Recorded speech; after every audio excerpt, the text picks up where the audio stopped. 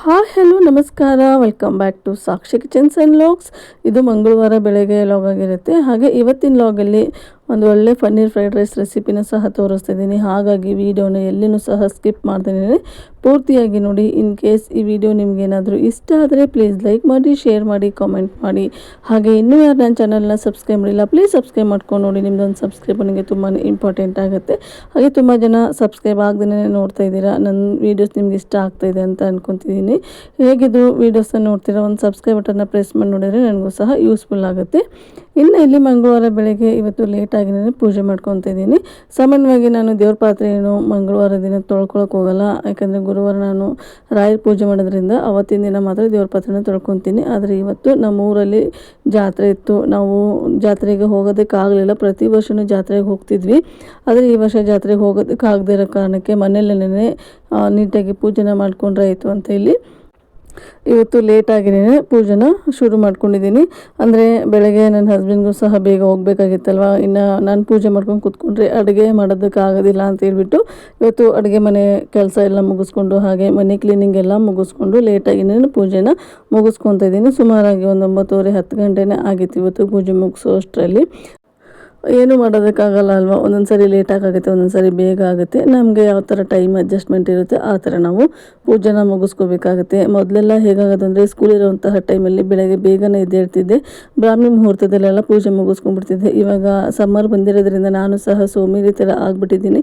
ಬೆಳಗ್ಗೆ ಎದ್ದೇಳೋದಕ್ಕೂ ಸಹ ಒಂದು ಸ್ವಲ್ಪ ಕಷ್ಟ ಆಗ್ತಾಯಿದೆ. ಹಾಗಾಗಿ ಇನ್ನು ಮತ್ತೆ ಸ್ಕೂಲ್ ಶುರು ಆದಮೇಲೆ ಮತ್ತೆ ನಂದು ಡೈಲಿ ರೊಟೀನ್ ಏನಿರುತ್ತಲ್ವ, ಬೆಳಗ್ಗೆ ಬೇಗ ಎದ್ದೇಳೋದು, ಅದನ್ನು ಮತ್ತೆ ಶುರು ಮಾಡ್ಕೋಬೇಕು. ಇವಾಗ ಸಮ್ಮರ್ ಇರೋದ್ರಿಂದ ನಾನು ಸಹ ಒಂದು ಸ್ವಲ್ಪ ಸೋಮೇರಿತನದಿಂದ ಎದ್ಬಿಟ್ಟು ಲೇಟಾಗಿ ಪೂಜೆನ ಮುಗಿಸ್ಕೊತಾ ಇದ್ದೀನಿ ಇವತ್ತು.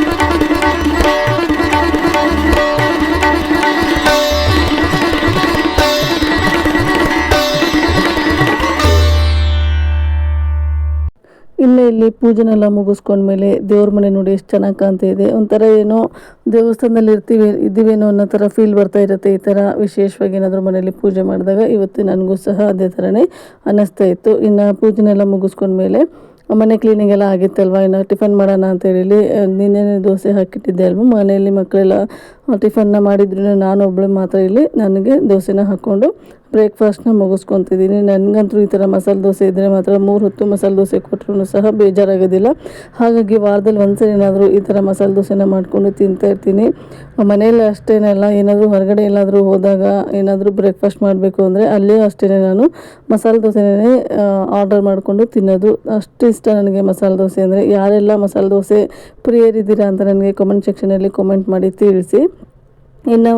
ಇನ್ನು ಬ್ರೇಕ್ಫಾಸ್ಟ್ನ ಮುಗಿಸ್ಕೊಂಡು ಕೆಲಸ ಏನೂ ಇರಲಿಲ್ಲ. ಬಟ್ಟೆಗಳನ್ನ ವಾಶ್ ಮಾಡಿದ್ದೆ, ಅದನ್ನ ಮೇಲ್ಗಡೆ ಹೋಗ್ಬಿಟ್ಟು ಒಣಗಕ್ಕೆ ಬರೋದೊಂದು ಕೆಲಸ ಇತ್ತು. ಆ ಕೆಲಸನೂ ಸಹ ಮುಗಿಸ್ಕೊತೀನಿ. ಇನ್ನು ಮತ್ತೆ ಈ ಲಾಗ್ನ ಇಲ್ಲಿಗೆ ಮುಗಿಸ್ತಾ ಇದ್ದೀನಿ. ಮತ್ತು ನಾನು ಸಂಜೆಯಿಂದ ಲಾಗ್ನ ಕಂಟಿನ್ಯೂ ಮಾಡ್ತಾಯಿದ್ದೀನಿ. ನಿನ್ನೆ ನಾನು ಬಾಕ್ಸ್ಗಳೆಲ್ಲ ತೊಳೆದಿಟ್ಟಿದ್ದೀನಿ. ಅದರಲ್ಲಿ ಬರೀ ಸ್ಟೀಲ್ ಬಾಕ್ಸಿಗೆ ಮಾತ್ರ ನಾನು ಗ್ರಾಸರೀಸ್ನೆಲ್ಲ ಫಿಲ್ ಮಾಡಿದ್ದೆ. ಇನ್ನು ಗ್ಲಾಸ್ ಕಂಟೈನರ್ ಏನಿತ್ತಲ್ವ ಅದನ್ನು ಯಾವುದಕ್ಕೂ ನಾನು ಮಸಾಲ ಪದಾರ್ಥಗಳೇನು ಹಾಕಿರಲಿಲ್ಲ. ಹಾಗಾಗಿ ಆ ಕೆಲಸನ ಇವತ್ತು ಮುಗಿಸ್ಕೊಂಡ್ರೆ ಆಯಿತು ಅಂತ ಇಲ್ಲಿ ಆ ಕೆಲಸನ ಸಹ ಮುಗಿಸ್ಕೊತಾ ಇದ್ದೀನಿ. ಅದಲ್ಲದೆ ಗ್ಲಾಸ್ ಇರೋದ್ರಿಂದ ಒಂಚೂರು ಭಯ ಆಗುತ್ತೆ, ಎಲ್ಲಿ ಹೊಡೆದೋಗುತ್ತೆ ಏನು ಅಂತ ಹೇಳ್ಬಿಟ್ಟು ನಿಧಾನಕ್ಕೆ ಈ ಕೆಲಸನ ಮುಗಿಸ್ಕೊಂಡ್ರೆ ಆಯಿತು ಅಂತ ಇವತ್ತು ಈ ಕೆಲಸನ ಮಾಡ್ಕೊತಿದ್ದೀನಿ. ಹಾಗೆ ಒಂದು 3 ದಿನದಿಂದ ಆಯಿತು ನಾನು ಚಟ್ನಿ ಪುಡಿ ಮಾಡ್ಕೋಬೇಕು ಅಂತನಿದ್ದೀನಿ. ಆದರೆ ಚಟ್ನಿ ಪುಡಿ ಮಾಡೋದಕ್ಕೆ ನನಗೆ ಟೈಮೇ ಸಾಲ್ತಾ ಇಲ್ಲ. ಎಲ್ಲ ಕೆಲಸ ಆಗೋಷ್ಟರಲ್ಲಿ 12:30 ಹಿಂಗಾಗ್ಬಿಟ್ಟಿರುತ್ತೆ. ಇನ್ನು ಇವಾಗಿನೂ ಕೆಲಸ ಮಾಡಿದ್ದೀನಲ್ವಪ್ಪ, ಮಧ್ಯಾಹ್ನ ಮಾಡ್ಕೊಳ್ಳೋಣ ಬಿಡು ಅಂತ ಸುಮ್ಮನೆ ಕೂತಿರ್ತೀನಿ. ಅಷ್ಟರಲ್ಲಿ ಬೇಜಾರಾಗಿಬಿಡುತ್ತೆ. ಅಯ್ಯೋ ನಾಳೆ ಮಾಡ್ಕೊಳ್ಳೋಣ ಬಿಡು ಅಂತ ಅಂದ್ಕೊಂಡು ಚಟ್ನಿ ಪುಡಿನ ಮಾಡೋದಕ್ಕೇ ಆಗ್ತಾಯಿಲ್ಲ. ನಾಳೆ ಅಂತ ಮುಂದೆನೇ ಹಾಕ್ತಾಯಿದ್ದೀನಿ. ಇವತ್ತು ಸಹ ಮಾಡಬೇಕು ಅಂತ ಅಂದ್ಕೊಂಡೆ ಸಂಜೆ ಟೈಮಲ್ಲಿ. ಆದರೆ ಈ ಕೆಲಸನ ಮಾಡ್ತಾ ಕೂತ್ಕೊಂಡೆ ನೋಡಿ, ಚಟ್ನಿ ಮಾಡೋದಕ್ಕೆ ಆಗಲಿಲ್ಲ. ಇನ್ನು ನಾಳೆ ಅಥವಾ ನಾಡಿದ್ದಾದರೂ ಮಾಡಲೇಬೇಕಾಗುತ್ತೆ. ನಮ್ಮನೇಲಿ ಹೇಗಾದರೆ ಊಟಕ್ಕೆ ಚಟ್ನಿ ಇರಲೇಬೇಕು. ಅಗಸಿ ಚಟ್ನಿ ಅಥವಾ ಹುಚ್ಚೆಳ್ಳು ಪುಡಿ ಚಟ್ನಿ ಅಥವಾ ಶೇಂಗಾ ಚಟ್ನಿ 3ರಲ್ಲಿ ಯಾವುದಾದ್ರೂ ಒಂದು ಇರಲೇಬೇಕಾಗುತ್ತೆ. ನಮಗೆ ಜಾಸ್ತಿ ತಿನ್ನೋದಂದರೆ ಶೇಂಗಾ ಚಟ್ನಿನ ಇಷ್ಟಪಡ್ತಾರೆ. ಹಾಗಾಗಿ ನಾನು ಜಾಸ್ತಿ ಶೇಂಗಾ ಚಟ್ನಿನ ಮಾಡೋದು. ಶೇಂಗಾ ಚಟ್ನಿ ಖಾಲಿಯಾಗಿಯೇ ಸುಮಾರು ದಿನ ಆಗೋಯಿತು, ಮಾಡೇ ಇಲ್ಲ ನಾನು. ಇನ್ನು ಇವತ್ತು ಶೇಂಗಾ ಚಟ್ನಿ ಕೆಲಸನ ಮುಗಿಸ್ಕೊಳ್ಳೋಣ ಅಂತ ಅಂದರೆ ನನಗೆ ಸಂಜೆ ಟೈಮಲ್ಲೂ ಸಹ ಆಗಲಿಲ್ಲ.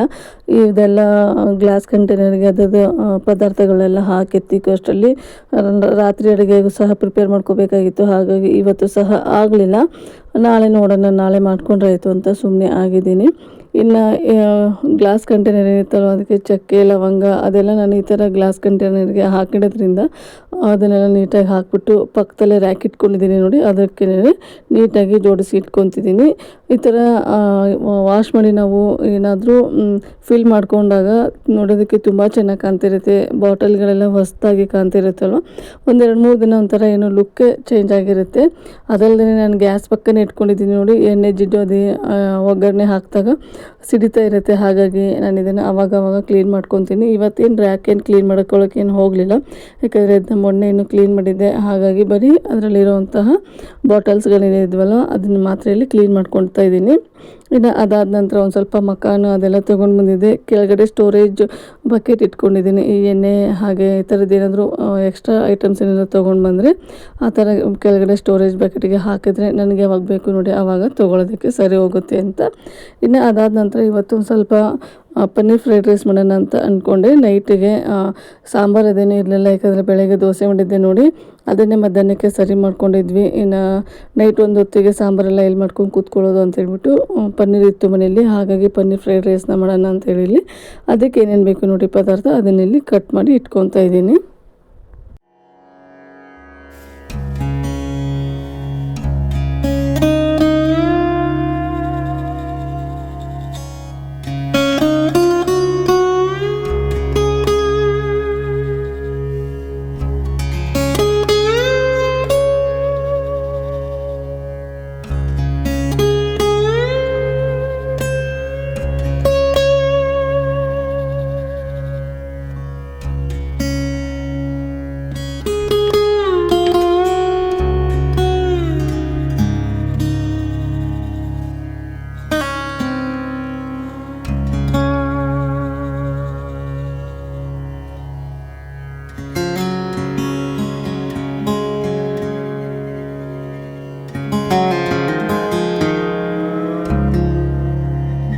ಹಾಗೆ ಈ ಸರಿ ಒಂದು ಸ್ವಲ್ಪ ಪನ್ನೀರನ್ನ ಜಾಸ್ತಿನೇ ತೊಗೊಂಡ್ಬಂದಿದ್ದೆ.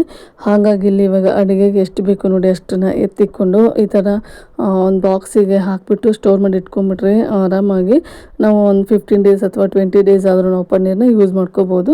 ಅದಕ್ಕೆ ನೀರು ಹಾಕಿಬಿಟ್ಟು ನಾವು ಸ್ಟೋರ್ ಮಾಡ್ಕೋಬೇಕಾಗತ್ತೆ. 3 ದಿನಕ್ಕೆ 4 ದಿನಕ್ಕೆ ನೀರನ್ನ ಚೇಂಜ್ ಮಾಡ್ತಾಯಿದ್ರೆ ಪನ್ನೀರ್ ಒಂಚೂರು ಸಹ ಹಾಳಾಗೋದೇ ಇಲ್ಲ. ನಾನು ಯಾವಾಗಲೂ ಇದೇ ಥರ ಮಾಡೋದು. ಇನ್ನು ಇಲ್ಲಿ ಪನ್ನೀರ್ ಫ್ರೈಡ್ ರೈಸ್ನ ಯಾವ ಥರ ಮಾಡ್ತಾಯಿದ್ದೀನಿ ಅಂತ ನಿಮ್ಮ ಜೊತೆಗೆ ಶೇರ್ ಮಾಡ್ತಾಯಿದ್ದೀನಿ ನೋಡಿ. ಮೊದಲಿಗೆ ಇಲ್ಲಿ ಒಂದು ಅಗಲವಾಗಿರುವಂತಹ ಬಾಣಲಿ ತೊಗೊಂಡಿದ್ದೀನಿ. ಅದಕ್ಕೆ ಒಂದು 2 ಸ್ಪೂನ್ ಆಗೋಷ್ಟು ಎಣ್ಣೆನ ಸೇರಿಸ್ಕೊತಿದ್ದೀನಿ. ಎಣ್ಣೆ ಕಾದಾದ ನಂತರ ಈ ಥರ ಕ್ಯೂಬ್ಸ್ ಆಗಿ ಕಟ್ ಮಾಡ್ಕೊಂಡಿರೋಂತಹ ಪನ್ನೀರನ್ನ ರೋಸ್ಟ್ ಮಾಡ್ಕೋಬೇಕಾಗತ್ತೆ. ನಿಮಗೆ ಪನ್ನೀರ್ ರೋಸ್ಟ್ ಬೇಡ ಅಂದರೆ ನೀವು ಹಸಿಯಾಗಿ ಹಾಗೆಯೇ ಹಾಕ್ಕೋಬೋದು. ನಮ್ಮ ಮನೆಯಲ್ಲಿ ಒಂಚೂರು ಪನ್ನೀರನ್ನ ಈ ಥರ ರೋಸ್ಟ್ ಮಾಡಿ ಹಾಕಿದರೆ ತುಂಬ ಇಷ್ಟಪಡ್ತಾರೆ. ನಾನು ಯಾವುದೇ ಪನ್ನೀರ್ ರೆಸಿಪಿನ ಮಾಡಲಿ ಒಂದು ಸ್ವಲ್ಪನಾದರೂ ರೋಸ್ಟ್ ಮಾಡ್ತೀನಿ. ಹಾಗಾಗಿ ಇವತ್ತು ಸಹ ಇಲ್ಲಿ ಇದನ್ನು ರೋಸ್ಟ್ ಮಾಡಿ ಹಾಕ್ಕೊತಾ ಇದ್ದೀನಿ. ಇದೇ ಒಂದು 5 ನಿಮಿಷ ಇದನ್ನ ರೋಸ್ಟ್ ಮಾಡ್ಕೊಂಡ ನಂತರ ಇದಕ್ಕೆ ಒಂದು ಚಿಟಿಕೆ ಆಗೋಷ್ಟು ಅರಿಶಿನ ಪುಡಿ, ಹಾಗೆ ಒಂದು ಅರ್ಧ ಸ್ಪೂನ್ ಆಗೋಷ್ಟು ಅಚ್ಚ ಖಾರದ ಪುಡಿ, ಹಾಗೆ ಒಂದು ಚಿಟಿಕೆ ಆಗೋಷ್ಟು ಉಪ್ಪನ್ನು ಸೇರಿಸ್ಕೊಂಡು ನೀಟಾಗಿ ಇದನ್ನು ಫ್ರೈ ಮಾಡ್ಕೋಬೇಕಾಗತ್ತೆ. ಅಂದರೆ ಪನ್ನೀರು ಸಪ್ಪೆ ಸಪ್ಪೆ ಇರುತ್ತಲ್ವ, ಇವಾಗ ನಾವು ಸ್ಪೈಸಸ್ಸು ಹಾಗೆ ಉಪ್ಪು ಎಲ್ಲ ಹಾಕಿಬಿಟ್ರೆ ನೀಟಾಗಿ ಅದು ಸಹ ಇಟ್ಕೊಳ್ಳುತ್ತೆ ಅನ್ನೋ ಕಾರಣಕ್ಕೆ ಈ ಟೈಮಲ್ಲಿ ಸ್ಪೈಸಸ್ಸು ಹಾಗೆ ಉಪ್ಪನ್ನು ಸೇರಿಸ್ಕೊತಿದ್ದೀನಿ. ಅದನ್ನೆಲ್ಲ ಸೇರಿಸ್ಕೊಂಡು 1 ನಿಮಿಷ ಇದನ್ನು ನೀಟಾಗಿ ಫ್ರೈ ಮಾಡ್ಕೋಬೇಕಾಗತ್ತೆ. ಇವಾಗ ನೋಡ್ತಿರ್ಬೋದು ನೀವು ಪನ್ನೀರ್ ಯಾವ ಥರ ಕಾಣ್ತಾಯಿದೆ ಅಂತ ಹೇಳ್ಬಿಟ್ಟು.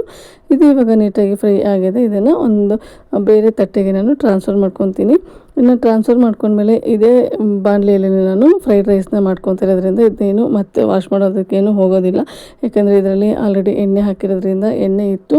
ಹಾಗಾಗಿ ಇನ್ನು ಇದಕ್ಕೆ ಇನ್ನೊಂದು ಸ್ವಲ್ಪ ಎಣ್ಣೆನ ಸೇರಿಸ್ಕೊಂಡು ಎಣ್ಣೆ ಕಾದಾದ ನಂತರ ಇದಕ್ಕೆ ಚಿಕ್ಕದಾಗಿ ಕಟ್ ಮಾಡಿ ಇಟ್ಕೊಂಡಿರುವಂತಹ ಮೆಣಸಿನ್ಕಾಯಿನ ಸೇರಿಸ್ಕೊತಿದ್ದೀನಿ. ನೀವೇನಾದರೂ ಶುಂಠಿ ಬೆಳ್ಳುಳ್ಳಿ ಸೇರಿಸ್ಕೊಳ್ಳಲ್ಲ ಅಂದರೆ ಈ ಹಂತದಲ್ಲಿ ಕಟ್ ಮಾಡಿ ಇಟ್ಕೊಂಡಿರುವಂತಹ ಶುಂಠಿ ಹಾಗೆ ಬೆಳ್ಳುಳ್ಳಿನ ಸೇರಿಸ್ಕೊಳ್ಳಿ. ನಾನಿಲ್ಲಿ ಪೇಸ್ಟ್ ಸೇರಿಸ್ಕೊಳ್ಳೋದ್ರಿಂದ ಇವಾಗ ನಾನಿಲ್ಲಿ ಈರುಳ್ಳಿ ಹಾಕಾದ ನಂತರ ಶುಂಠಿ ಬೆಳ್ಳುಳ್ಳಿ ಪೇಸ್ಟ್ನ ಸೇರಿಸ್ಕೊತಿದ್ದೀನಿ. ಹಾಗಾಗಿ ಈರುಳ್ಳಿ ಸಹ ನೀಟಾಗಿ ಫ್ರೈ ಆಗಬೇಕು. ಅದಾದ ನಂತರ ಇದಕ್ಕೆ 1 ಅಥವಾ 1.5 ಸ್ಪೂನ್ ಆಗುವಷ್ಟು ಶುಂಠಿ ಬೆಳ್ಳುಳ್ಳಿ ಪೇಸ್ಟ್ನ ಸೇರಿಸ್ಕೊತಾ ಇದ್ದೀನಿ. ಶುಂಠಿ ಬೆಳ್ಳುಳ್ಳಿ ಪೇಸ್ಟಲ್ಲಿರುವಂತಹ ಹಸಿ ವಾಸನೆ ಹೋಗೋವರೆಗೂ ಇದನ್ನು ಫ್ರೈ ಮಾಡ್ಕೋಬೇಕಾಗತ್ತೆ. ಅದಾದ ನಂತರ ಇದಕ್ಕೆ ಚಿಕ್ಕದಾಗಿ ಕಟ್ ಮಾಡಿ ಇಟ್ಕೊಂಡಿರುವಂತಹ ಬೀನ್ಸು ಹಾಗೆ ಕ್ಯಾರೆಟ್ನ ಸೇರಿಸ್ಕೊತಾ ಇದ್ದೀನಿ. ನೀವು ಇದಕ್ಕೆ ಕ್ಯಾಪ್ಸಿಕಮ್ನ ಸಹ ಹಾಕೋಬೋದು, ಕ್ಯಾಬೇಜ್ ಹಾಕೋಬೋದು, ಹಸಿ ಬಟಾಣಿ ಹಾಕೋಬೋದು. ನಿಮಗೆ ಕ್ಯಾಬೇಜ್ ಅದೇನು ಇಲ್ಲ ಅಂದರೆ ಈ ಥರ ನಂತರ ಸಿಂಪಲ್ಲಾಗಿ ಮಾಡ್ಕೋಬೋದು. ನಮ್ಮ ಮನೇಲೂ ಸಹ ಕ್ಯಾಬೇಜ್ ಇರಲಿಲ್ಲ. ಇನ್ನು ಇದಕ್ಕೊಂದಕ್ಕಾಗಿ ಕ್ಯಾಬೇಜನ್ನು ತೊಗೊಂಬಂದರೆ ವೇಸ್ಟ್ ಆಗುತ್ತೆ ಅಂತೇಳಿ ನಾನು ಬರೀ ಕ್ಯಾರೆಟು ಹಾಗೆ ಬೀನ್ಸ್ನ ಹಾಕ್ಬಿಟ್ಟು ಇವತ್ತು ಫ್ರೈಡ್ ರೈಸ್ನ ಮಾಡ್ತಾಯಿದ್ದೀನಿ. ಇನ್ನು ಅದೆಲ್ಲ ಹಾಕ್ಕೊಂಡು ನೀಟಾಗಿ ಹೈ ಫ್ಲೇಮ್ ಇಟ್ಕೊಂಡು ಇದನ್ನು ಫ್ರೈ ಮಾಡ್ಕೋಬೇಕಾಗತ್ತೆ. ಆ ತರಕಾರಿ ಫ್ರೈ ಆಗಬೇಕು, ಆದರೆ ಅದರಲ್ಲಿರುವಂತಹ ಕ್ರಂಚಿನೆಸ್ ಏನಿದೆ ಅಲ್ವ ಅದು ಹಾಗೇ ಇರಬೇಕು. ಆವಾಗ ನಾವು ರೈಸ್ನ ತಿನ್ನುವಾಗ ಬಾಯಿಗೆ ಸಿಗ್ತಾಯಿದ್ರೆ ತುಂಬ ಚೆನ್ನಾಗಿ ಅನ್ನಿಸ್ತಾ ಇರುತ್ತೆ. ಹಾಗಾಗಿ ಇನ್ನು ಇದು ಒಂದು 5ರಿಂದ 10 ನಿಮಿಷ ಫ್ರೈ ಮಾಡ್ಕೊಂಡ ನಂತರ ಇದಕ್ಕೆ ಸ್ಪೈಸಸ್ನ ಸೇರಿಸ್ಕೊತಾ ಇದ್ದೀನಿ. ಒಂದು ಅರ್ಧ ಸ್ಪೂನ್ ಆಗುವಷ್ಟು ಅಚ್ಚ ಖಾರದ ಪುಡಿ, ಹಾಗೆ ಒಂದು 1/4 ಸ್ಪೂನ್ ಆಗುವಷ್ಟು ಅರಿಶಿನ ಪುಡಿ, ಹಾಗೆ 1 ಸ್ಪೂನ್ ಆಗುವಷ್ಟು ಚಿಲ್ಲಿ ಸಾಸ್ನ ಸೇರಿಸ್ಕೊತಾ ಇದ್ದೀನಿ. ನಾನಿಲ್ಲಿ ರೆಡ್ ಚಿಲ್ಲಿ ಸಾಸ್ನ ಸೇರಿಸ್ಕೊಂಡಿದ್ದೀನಿ. ನಿಮ್ಮ ಹತ್ರ ಏನಾದರೂ ಗ್ರೀನ್ ಚಿಲ್ಲಿ ಸಾಸ್ ಇದ್ದರೆ ಅದನ್ನು ಸಹ ಸೇರಿಸ್ಕೋಬೋದು. ಇನ್ನು ಅದಾದ ನಂತರ ಒಂದು ಅರ್ಧ ಸ್ಪೂನ್ ಆಗುವಷ್ಟು ಸೋಯಾ ಸಾಸ್ನ ಸಹ ಸೇರಿಸ್ಕೊತಿದ್ದೀನಿ. ಸಾಸ್ ಎಲ್ಲ ಸೇರಿಸ್ಕೊಂಡ್ಮೇಲೆ ನೀಟಾಗಿ ಇದನ್ನು ಒಂದು ಅಥವಾ 2 ನಿಮಿಷ ನೀಟಾಗಿ ಫ್ರೈ ಮಾಡ್ಕೋಬೇಕಾಗತ್ತೆ. ನೋಡ್ತಾ ಇರ್ಬೋದು ಇವಾಗ ಕಲರು ಸಹ ಚೇಂಜ್ ಆಯಿತು, ಹಾಗೆ ತರಕಾರಿನೂ ಸಹ ನೀಟಾಗಿ ಫ್ರೈ ಆಗಿದೆ. ಇದಕ್ಕೆ ಇವಾಗ ಮೊದಲೇ ಮಾಡಿಟ್ಕೊಂಡಿರುವಂತಹ ರೈಸ್ನ ಸೇರಿಸ್ಕೊತಾ ಇದ್ದೀನಿ. ನಾನಿಲ್ಲಿ ಬಿಸಿ ರೈಸ್ನ ಸೇರಿಸ್ಕೊತಿದ್ದೀನಿ. ನಿಮಗೆ ಏನಾದರೂ ಮಧ್ಯಾಹ್ನ ಮಾಡಿರುವಂತಹ ರೈಸ್ ಇದ್ದರೆ ಅದರಲ್ಲಿ ಫ್ರೈಡ್ ರೈಸ್ನ ಮಾಡಿ ಸೂಪರ್ ಟೇಸ್ಟಿಯಾಗಿರುತ್ತೆ. ಎಣ್ಣೆಯಲ್ಲಿ ಉದ್ರಾಗಿ ಮಾಡಿಟ್ಕೊಂಡಿರುವಂತಹ ರೈಸ್ನ ಸೇರಿಸ್ಕೊಂಡು ನೀಟಾಗಿ ಇದನ್ನು ಮಿಕ್ಸ್ ಮಾಡ್ಕೋಬೇಕಾಗತ್ತೆ. ಅನ್ನ ಸೇರಿಸುವಾಗ ನಾವು ಗ್ಯಾಸ್ನ ಲೋ ಫ್ಲೇಮಲ್ಲಿ ಇಟ್ಕೊಂಡು ನೀಟಾಗಿ ಅನ್ನನ ಮಿಕ್ಸ್ ಮಾಡ್ಕೊಂಡ ನಂತರ ನಾವು ಇಲ್ಲಿ ಮತ್ತೆ ಫ್ಲೇಮ್ನ ಹೈ ಮಾಡ್ಕೋಬೇಕಾಗತ್ತೆ. ಅದಾದ ನಂತರ ಇದಕ್ಕೆ ಒಂದು ಅರ್ಧ ಸ್ಪೂನ್ ಆಗುವಷ್ಟು ಬ್ಲ್ಯಾಕ್ ಪೆಪ್ಪರ್ ಪೌಡರ್ನ ಸೇರಿಸ್ಕೊತಾ ಇದ್ದೀನಿ. ಬ್ಲ್ಯಾಕ್ ಪೆಪ್ಪರ್ ಪೌಡರ್ನ ಸಹ ಸೇರಿಸ್ಕೊಂಡು ನೀಟಾಗಿ ಇದನ್ನು ಮಿಕ್ಸ್ ಮಾಡ್ಕೋಬೇಕಾಗತ್ತೆ. ಇವಾಗ ನೋಡ್ತಾ ಇರ್ಬೋದು ನೀವು ಕಲರು ಸಹ ಸೂಪರಾಗಿ ಕಾಣ್ತಾ ಇದೆ, ಹಾಗೆ ಟೇಸ್ಟು ಸಹ ತುಂಬ ಚೆನ್ನಾಗಿರುತ್ತೆ. ಇನ್ನು ಇದಕ್ಕೆ ಇವಾಗ ನಾವೇನು ಮೊದಲೇ ಫ್ರೈ ಮಾಡಿ ಇಟ್ಕೊಂಡಿದ್ವಿ ನೋಡಿ ಪನ್ನೀರು, ಅದನ್ನು ಸೇರಿಸ್ಕೊತಿದ್ದೀನಿ. ಅದನ್ನು ಸಹ ಸೇರಿಸ್ಕೊಂಡು ಒಂದು 2ರಿಂದ 3 ನಿಮಿಷ ಇದನ್ನು ಹೈ ಫ್ಲೇಮಲ್ಲಿ ಫ್ರೈ ಮಾಡ್ಕೋಬೇಕಾಗತ್ತೆ. ಫ್ರೈಡ್ ರೈಸ್ ಅಂದರೆ ನೀಟಾಗಿ ಫ್ರೈ ಆದ್ರೇ ರುಚಿ ತುಂಬ ಚೆನ್ನಾಗಿರೋದು. ಹಾಗಾಗಿ ಒಂದು 3 ನಿಮಿಷ ಆದ ನಂತರ ಇದಕ್ಕೆ ಕೊತ್ತಂಬರಿ ಸೊಪ್ಪನ್ನ ಸೇರಿಸ್ಕೊತಿದ್ದೀನಿ. ನಿಮ್ಮ ಹತ್ರ ಏನಾದರೂ ಸ್ಪ್ರಿಂಗ್ ಆನಿಯನ್ ಇದ್ದರೆ ಅದನ್ನು ಸಹ ಸೇರಿಸ್ಕೋಬೋದು. ಸ್ಪ್ರಿಂಗ್ ಆನಿಯನ್ ಇಲ್ಲದೆ ಇರೋ ಕಾರಣಕ್ಕೆ ನಾನಿಲ್ಲಿ ಕೊತ್ತಂಬರಿ ಸೊಪ್ಪನ್ನ ಸೇರಿಸ್ಕೊತಿದ್ದೀನಿ. ಇನ್ನು ಕೊತ್ತಂಬರಿ ಸೊಪ್ಪನ್ನ ಸೇರಿಸ್ಕೊಂಡು ಒಂದ್ಸರಿ ಮಿಕ್ಸ್ ಮಾಡ್ಕೊಂಡ್ಬಿಟ್ರೆ ಸಖತ್ ಟೇಸ್ಟಿಯಾಗಿರುವಂತಹ ಪನ್ನೀರ್ ಫ್ರೈಡ್ ರೈಸು ರೆಡಿನೇ ಆಗೋಯಿತು. ಸೂಪರ್ ಟೇಸ್ಟಿಯಾಗಿರುತ್ತೆ. ನೀವು ಇದನ್ನು ಬೆಳಗ್ಗೆ ಬ್ರೇಕ್ಫಾಸ್ಟಿಗೂ ಮಾಡ್ಬೋದು ಅಥವಾ ಲಂಚ್ ಬಾಕ್ಸಿಗೂ ಸಹ ಮಾಡ್ಬೋದು. ಇಲ್ಲ ನಂತರ ಅಡುಗೆ ಮಾಡೋದಕ್ಕೆ ಬೇಜಾರಾದಾಗ ಈ ಥರ ರಾತ್ರಿ ಊಟಕ್ಕೂ ಸಹ ಈ ರೆಸಿಪಿನ ಮಾಡ್ಬೋದು. ರುಚಿ ಮಾತ್ರ ಸೂಪರ್ ಟೇಸ್ಟಿಯಾಗಿರುತ್ತೆ. ಇನ್ನು ನಾನು ಅಡುಗೆಗೆ ಏನೇನು ಬಳಸ್ಕೊಂಡಿದ್ದೆ ನೋಡಿ ಸಾಸು ಅದೆಲ್ಲ ಅದನ್ನು ನೀಟಾಗಿ ಮತ್ತೆ ಫ್ರಿಜ್ಜಿಗೆ ಅರೇಂಜ್ ಮಾಡ್ತಿದ್ದೀನಿ.